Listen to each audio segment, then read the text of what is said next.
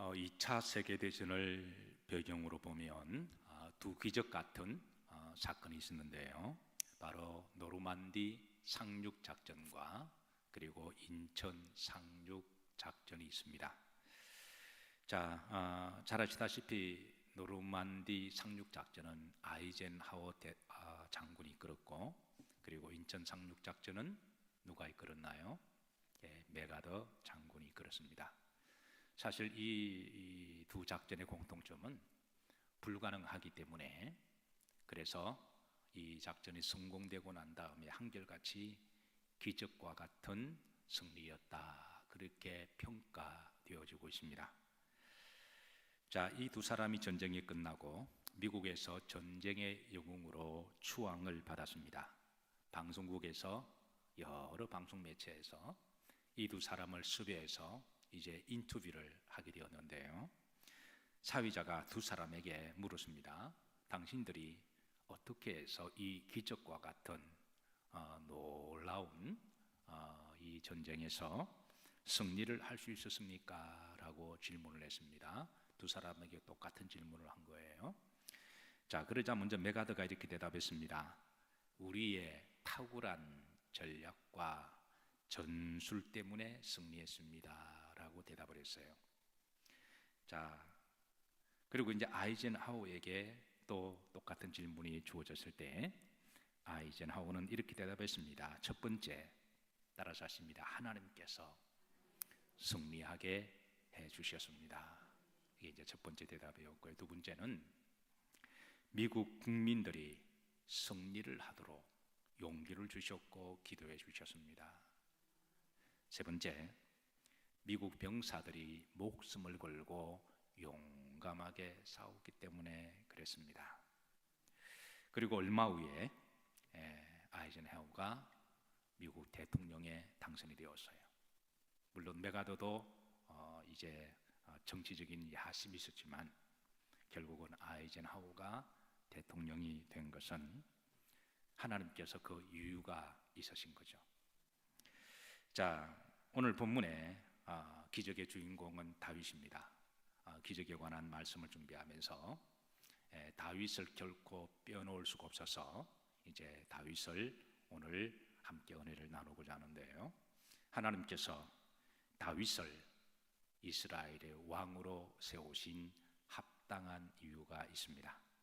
물론 다윗 삶 전체가 기적입니다. 다윗의 삶 전체가 기적입니다. 그러나 구체적으로 이 다윗의 기적을 좀 정리를 해보면 한 5가지 정도를 오늘 여러분들에게 함께 은혜를 나누고자 합니다. 첫 번째, 광야에서 목동의 삶이 기적이었고 나중에 기적의 통로가 돼요. 역설적이지만 광야의 삶이 나중에 기적의 통로가 돼요. 여러분 아시다시피 광야에서 목동의 그 삶은 아주 힘들고 고통스러운 일 중에 하나였어요. 다윗의 아버지 이새에게는 8명의 아들이 있었지만 맨 막내 다윗은 막대기 하나 손에 쥐어주고, 그리고 그 냄새나는, 그리고 먼지가 펄펄 날리는 그 광야로 내몰고 양을 치게 했고, 나머지 7 형제들에게는 이제 아버지 이새가 기회가 되는 대로 또 이제 학교도 보내고 그렇게 집안을 일으킬, 그렇게 제목으로 본 거죠.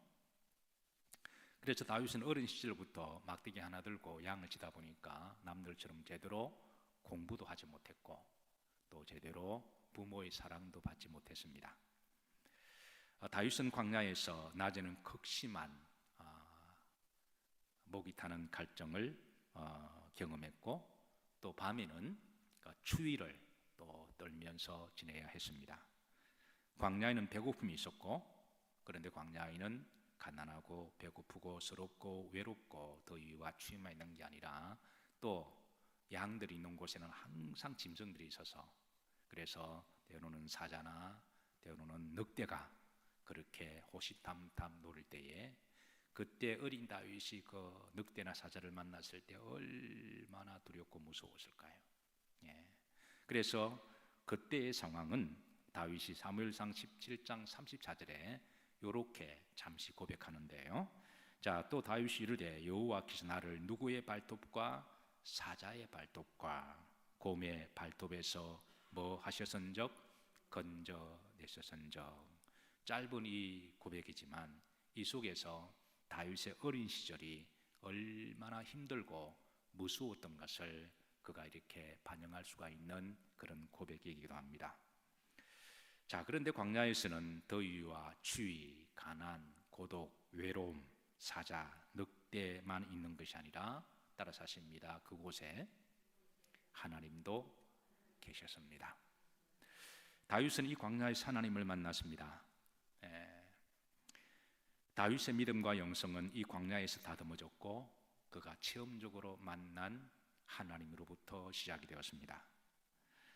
다윗의 믿음과 영성을 가장 잘 보여주는 정말 영혼을 울리는 서정과 같은 시가 시편 23편이죠. 이 시편 23편은 교회를 처음 오시는 분들도 이 시편 23편을 들으면 굉장히 서정적이고 목가적이고 그리고 이 감동이 되는 그런 시적인 그런 완벽한, 어떻게 보면 완벽한 시라고, 문학적인 최상의 시라고 볼 수가 있는데, 그런데 시편 23편은 다윗이 어떤 문학적인 공부를 많이 해서 아름다운 언유와 아름다운 언어로 적은 시가 아니라 자기 삶에서 있는 진솔한 고백입니다. 그러고 보면 더 놀라운 시입니다. 더 놀라운 고백이에요. 여호와는 나의 목자시니 내게 부족함이 없으리로다. 그가 나를 푸른 풀밭과 잔잔한 물가로 인도하시도다. 내 영혼을 소생시키시고 자기 이름을 위하여 의의 길로 인도하시도다. 내가 사망이 음침한 골짜기로 다닐지라도 해를 두려워하지 않을 것은 주께서 누구와 함께 하심이라. 나와 함께 하심이라. 주의 지팡이와 막대기가 나를 안위하시나이다. 내 원수의 목전에서 내게 상을 차려주시고 기름으로 내 머리에 부으셨으니 내 잔이 넘치나이다. 내 평생의 선하심과 인자하심이 여호와의 집에 살리로니 내가 영원히 여호와의 집에 살리로다.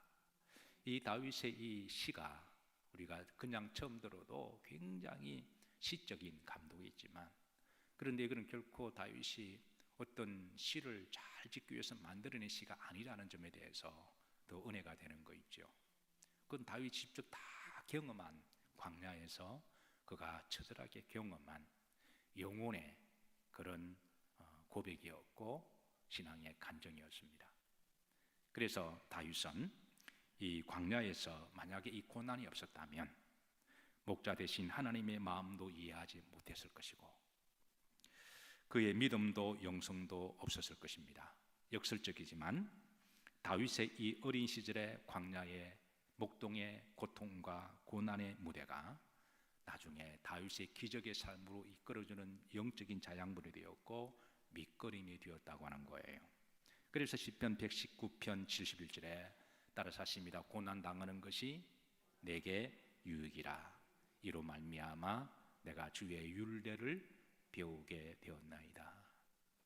고난 자체를 좋아하는 사람은 아무도 없어요. 그러나 고난을 통하여 주의 율례를 배우게 되면 그 고난이 기적의 통로가 되기도 하죠. 그래서 역설적입니다만은 이 다윗의 어린 시절의 고난이 이제 다윗의 기적의 통로가 됩니다. 사랑하는 성도들, 우리가 살아가다 보면 때로는 고난을 당하기도 하고 사망이 엄침한 골짜기를 지날 때도 있지만 역설적으로 하나님이 나에게 기적의 통로가 되는 영적인 자양분이 되심을 믿으시기를 주의 이름으로 축복합니다. 그렇다면 고난과 어려움 당했을 때에 가장 어리석은 자가 삐지고 시험 드는 거죠. 그러니까 삐지고 시험 들면 그건 참 기적의 통로가 되지 못하죠. 그래서 고난 당하는 게 내게 무엇이라? 유익이라. 오히려 여러분 기도하시고 하나님이 나에게 큰 축복을 주시려나 보다 그렇게 믿으시기를 주의 이름으로 축복합니다. 자, 두 번째, 선지자 대제사장 사무엘에게 기름 부음을 받는 기적입니다. 사무엘상 16장 12절 13절 자 보시면 하나님이 사무엘은 대선지자고 대제사장이잖아요. 그래서 다윗에게 보내서 그에게 안수하고 성령으로 기름을 부어주라 그랬는데, 그래서 13절 흐름대로 보시면 다윗이 여호와의 못에 영에 크게 못되니라 감동되었다. 하나님의 거룩한 영이 다윗에게 임하는 것은 기적입니다. 여러분, 세상에 그 어디를 가더라도 하나님의 거룩한 영은 받을 수가 없어요. 돈으로 살 수도 없고 내가 노력해서 얻을 수도 없습니다. 우리 믿는 사람들의 기적 중의 기적은 예수님을 통하여 하나님의 영을 받는 것이 기적입니다. 여러분, 특별히 기도하실 때마다 성령 충만 받으시고 그 성령의 능력으로 기도하시길 주의 이름으로 축복합니다. 다윗에게 하나님의 영이 임한 것이 기적인 거예요. 그래서 그 성령의 힘으로 그가 일어서고 또 믿음으로 승리할 수가 있었던 거죠. 자, 세 번째, 골리앗과의 싸움에서의 기적입니다. 오늘 우리가 봉독했던 사무엘상 17장 45절에 보면 이 다윗과 골리앗, 사실 이게 게임이 안 되죠. 이게 흔히 이제 계란을 가지고 바위에 치는 그런 싸움인데, 그런데 다윗이 그 어린아이가 골리앗에게 나갈 때에 따라서 하십니다. 너는 칼과 창과 단창으로 내게 나오지만 나는 만군의 여호와 이름으로 내게 나아가노라. 그리고 나서 이제 물맷대를 던졌더니 정확하게 정수리에 박혀서 골리앗을 물리치게 되면서 이때부터 이제 다윗이 전국구로 뜨게 됩니다. 그 전에는 이제 아무도 알지 못하는 그런 무명의 목동에 불과했는데 이 사건을 터닝 포인트가 되어서 이제 그 이름이 알려지게 되고 이제 전국구로 뜨게 되는 거죠. 여러분, 우리 그리스도인들이 하나님을 전적으로 의지하고 그리고 하나님이 훈련하시는 그 광야의 스테이지에서 잘 훈련받고 성령 충만하게 그렇게 영적으로 칼을 갈고 성실과 열심을 하다 보면 하나님 어느 한순간에 이제 뜨게 하실 때가 있을 거예요.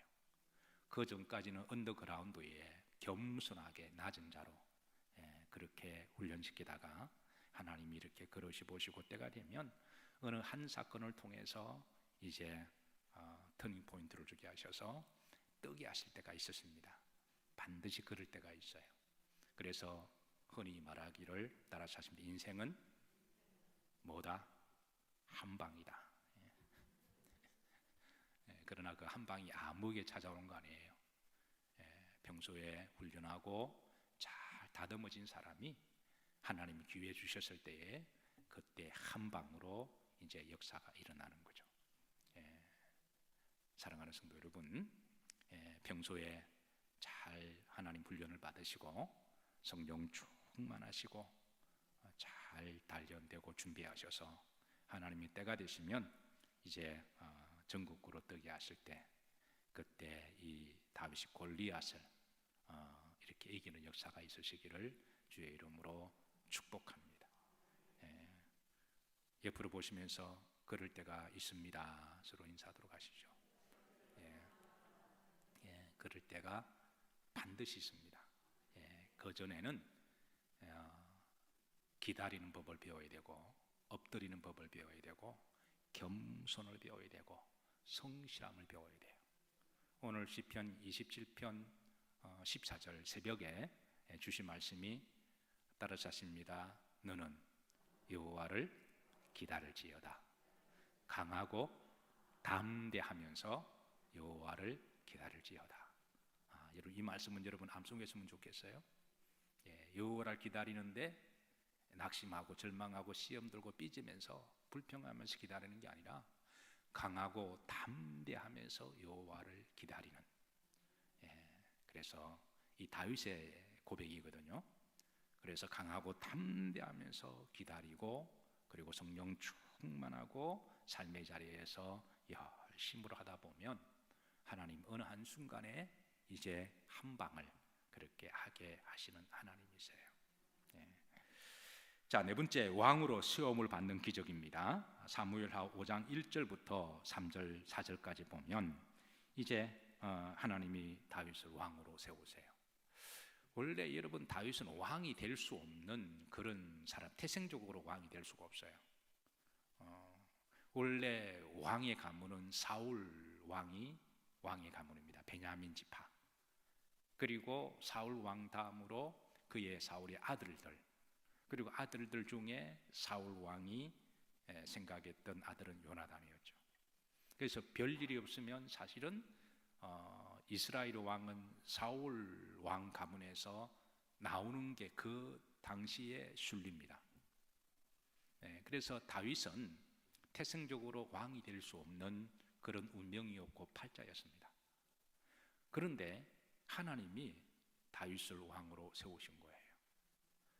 요즘으로 말하면 개천에서 뭐가 났다? 용이 났습니다. 세상 사람들은 개천에서 용이 날 수 없다라고 그렇게 불평하고 포기하지만, 그런데 하나님 안에서는 개천에서 용이 날 수가 있습니다.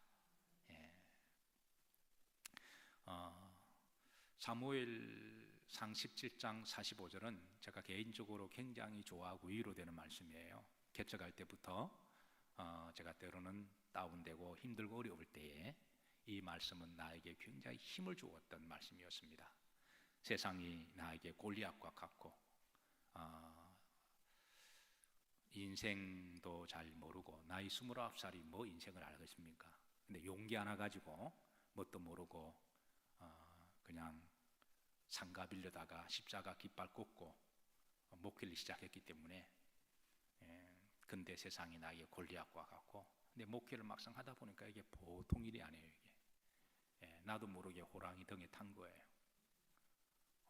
저는 열정 하나 가지면 될 줄 알았는데, 그때 하나님께 엎드려 기도할 때 제게 주신 말씀이 사무엘상 17장 45절이었어요. 너는 칼과 창과 단창으로 내게 나올지라도 나는 만군의 여호와 이름으로 내게 나아가노라. 그래서 그 기도 부르짖고 기도하고 힘을 얻고, 그리고 열심히 말씀 연구하고, 그리고 시간 나면 밖에 나가서 열심히 전도하고, 그렇게 하나님 은혜로 목회를 했습니다. 어쨌든 하나님 안에서는 여러분 개천에서 용 날 수가 있어요. 하나님이 세우시면, 흔히 세상 사람들은 팔자에서 못 벗어난다 그러죠. 근데 하나님은 팔자도 다스리는 하나님이시니까, 그래서 다윗을 왕으로 세움 받은 건 그건 기적이에요. 이 다윗이 어떻게 왕이 됩니까? 그건 지파적으로도 왕이 안 되는 지파인데요. 원래 베냐민 지파가 왕이 돼야 되는데, 근데 다윗은 유다 지파잖아요. 그런데 왕이 되었습니다. 다윗이 왕 된 것 자체가 기적입니다. 저는 여러분들의 가문에서 인물이 나오시기를 기도하고 축복합니다. 자, 마지막 다섯 번째, 죄 사함 받음에 대한 기적인데요. 다윗도 인간이기 때문에 그가 큰 죄를 저질렀습니다. 그래서 그가 우리아의 아내 바세바와 간통을 하고, 그리고 우리아를 미필적 살인, 미필적 고의적 살인이죠. 그래서 그는 간통죄와 그리고 살인죄를 저지르고, 그리고 이제 엄밀하게 숨겼는데요. 그래서 이제 나단이 이 부분에 대해서 1년 동안 참고 있다가 하나님 1년 동안 기다려 주신 거예요. 여러분, 우리가 실수하고 잘못한다고 해서 바로 하나님이 징벌하는 게 아니라 기다려 주실 때에 그때 자원하는 마음으로 하나님께 먼저 회개하시고 용서함 받으시기를 주의 이름으로 축복합니다. 아무도 모른다고 해서 계속 그거 즐기다가는 나중에 마귀가 먼저 그거 건드리면 그냥 끝장나는 거예요. 어쨌든 하나님 그래도 다윗을 사랑하셔서 마귀가 건드리기 전에 나단을 통하여 책망하게 하시고, 그리고 다윗의 믿음과 영성은 주의 종에게 야단을 맞아도 삐지고 시험 드는 게 아니라 하나님 말씀으로 듣고 회개의 한 점에 대해서, 그것도 다윗의 믿음인 거예요. 여러분, 그것도 다윗의 믿음입니다. 다윗이 왕인데 일개 선지자가 건방지게 교만하게 나의 비밀을 누설해 너는 이제 죽었다, 뭐 그런 시대잖아요. 예. 그러니까 누구든지 자기의 죄가 드러나거나 수치가 드러나면 그건 덮으려고 그러고 그걸 갖다가 처벌하려고 그러는데, 근데 다윗은 그러지 않고 겸손하게 무릎을 꿇고 하나님 앞 회개하는 거죠. 예. 자, 이 다윗의 회개 기도, 그가 얼마나 진정성 있게 간절히 기도한 말씀들이 있는데 몇 구절만 소개합니다. 시편 6편 1절부터 6절까지인데요. 자, 이게 2절에 보면 다윗이 후렴절에 나의 뼈가 뭐하니 떨리오리, 그가 회개기도 했을 때에 우리 오늘 그리스도인들에게 회개에 대한 어떤 좋은 모본을 보여주고 있습니다. 회개기도는 어떻게 하느냐? 따라서 하시며 다윗처럼 하는 것이다. 그냥 쉽게 대충 까이껏 대충 회개기도하고 그렇게 털어보는 게 아니라 정말 진정성 있게 어떻게 하느냐, 하나님이 좋은 모본을 보여주셨는데, 자, 2절에 보면 자, 나의 뼈가 떨리온다. 그리고 3절에 보면 나의 무엇도 매우 떨리나이다. 영혼도 매우 떨린다는 거예요. 그리고 6절에 보면 내가 뭐함으로 탄식함으로 밤마다 뭘로 눈물로 내 짐상을 띄우며 내 요를 적신다. 그러니까 이를 위해서 얼마나 대성통곡하고 회개의 눈물을 흘리는지 잘 보여줄 수가 있죠. 그리고 시편 51편 9절입니다. 중반절에 보시면 하나님이 내 속에 정한 마음을 뭐하시고 창조하시고, 그동안 이 죄를 지으면서 그가 하나님 앞에 정직하지 못했습니다. 1년 동안은 숨기고 감추고 합리화시키고, 그런데 그가 회개했을 때 하나님 나에게 정직한 마음을 새롭게 창조해 주시고, 그리고 내 속에 정직한 영을 새롭게 해달라고. 11절에 보면 주의 성령을 내게서 마지 마소서, 거두지 마소서. 죄악이 관영하면 성령이 떠나시거든요. 그러니까 다윗이 은밀하게 죄를 짓는 동안에 성령께서 근심하시고 역사를 안 하셨으니까 영적으로 얼마나 마음이 고통스러웠을 거예요. 그래서 주의 성령을 거두지 마시고 성령을 회복시켜 주셔서 나에게 구원의 즐거움을 회복해 달라는 거죠. 그래서 죄를 지으면 하나님이 육체의 죄의 쾌락은 누릴지는 몰라도 영적인 기쁨은 하나님은 빼앗아 가십니다. 자, 그리고 이제 32편 1절에 보면 마침내 다윗의 회개 기도는 용서를 받고 이렇게 고백합니다. 따라서 허물의 사함을 받고 자신의 죄가 가리워진 자가 무엇되도다? 복되도다. 이 고백이 그냥 나온 게 아니에요. 허물의 사함을 받고 자신의 죄가 가리움을 받은 것이 뭐다? 복이다는 거예요. 그래서 다윗의 기적 중에 하나는 그의 모든 죄가 다 용서를 받은 것이 기적이다. 에베소서 2장에 보면 따라서 그는 허물로 죄로 죽었던 너희를 뭐했도다? 살리셨도다.